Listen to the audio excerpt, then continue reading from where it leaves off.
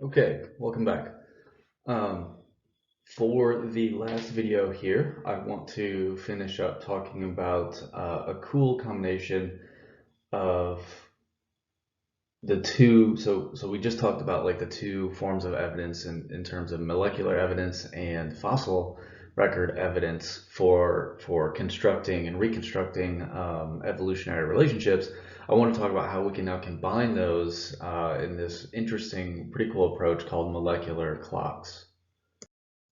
So molecular clocks are a way of estimating the time, basically estimating the time of evolution and genetic divergences. So we can calibrate the molecular divergence times using the fossil record.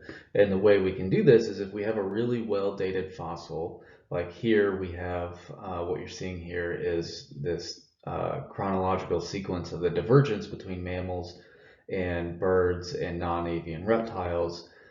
This occurred about 310 million years ago, where we have these really well-dated fossils that show these skull morphologies and how those differ and ultimately led to this divergence. So we have this, we can calibrate that using molecular evidence when you have like solid molecular data. And basically you can create a linear relationship between the molecular data that you have and the fossil data and the timing of it, and you can get estimates of molecular, like how quickly are genes changing throughout evolutionary time, which is a really powerful thing to have.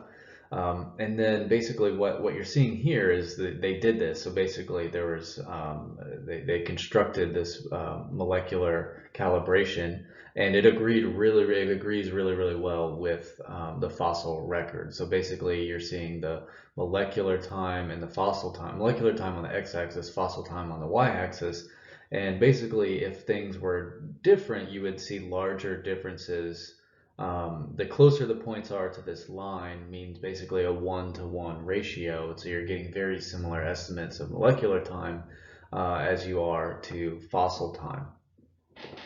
So basically we can, get estimates of how quickly genes are changing and when things are changing. And if we have this, we can sort of calibrate. And if we have a gene that we're looking at and can get estimates of when that gene might have changed from a previous version and things like that.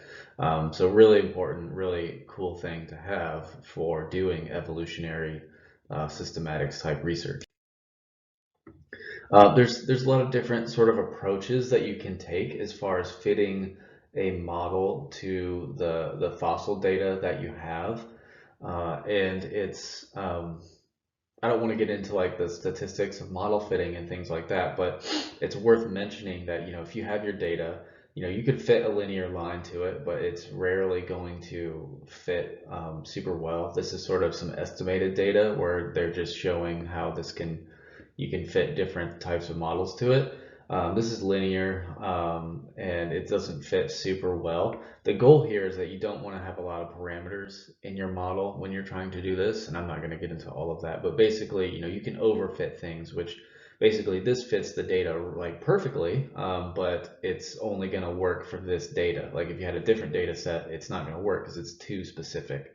You know what I mean? It just doesn't fit it. Where this is too general, this one's too specific. So you want something sort of in between there. You could use a relaxed sort of fit, and that fits pretty well. But usually the best ones allow for more local changes for different genera, different types of um, species and groups of species across time, because the rate of molecular change may actually change over time, or the rate of evolution of a certain trait may change over time or be different for different organisms and things like that. So just some examples of how or the different methods for estimating molecular clocks there.